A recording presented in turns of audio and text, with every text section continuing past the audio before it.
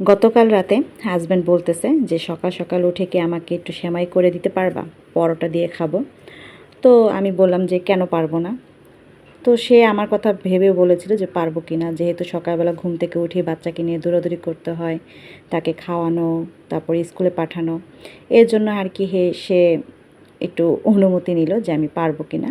তো যাই হোক, সকাল সকাল তো উঠতেই হয়, এর জন্য সাথে সাথে দুধ জাল বসিয়ে দিয়েছি, সাথে চাও বসিয়ে দিয়েছি। চা এদিক দিয়ে হচ্ছে, ওদিক দিয়ে দুধটা জাল দিয়ে নিচ্ছিলাম। তো কী সেমাই করব সেটাও বলিনি। লাচ্ছা সেমাই দুধে ভিজিয়ে নেব, কারণ আমার হাজব্যান্ড সব ধরনের সেমাই খায় না বা খেতে চায়ও না, সে পারে না আর কি খেতে। তো তার আবার এই লাচ্ছা সেমাইটা খুবই পছন্দ, তাও আবার যদি হয় পরোটা দিয়ে। তো আমি এখন সুন্দর করে দুধটা জাল দিয়ে নিয়েছি, চিনি দিয়ে, তারপর মশলা দিয়ে, তেজপাতা দেখেছেন, তারপর দারচিনি দেখেছেন একটা, বা সরি এলাচি দেখেছেন। তো ওটা আবার তুলে ফেলেছি যাতে খাবারের সমস্যা যাতে সমস্যা না হয়। তারপরে এই যে একটু হালকা ঠান্ডা করে তারপর আমি সেমাইটা ভিজিয়ে নেব, যাতে খুব সুন্দর করে ভিজে যায় আর খেতেও ভালো লাগে।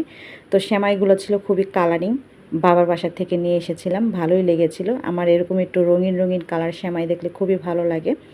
তো সেটাই একটু ভিজিয়ে নিচ্ছি, পরোটা দিয়ে খাবো। তো কিন্তু পরোটা কিন্তু আমি আবার ঘরে বানাইনি।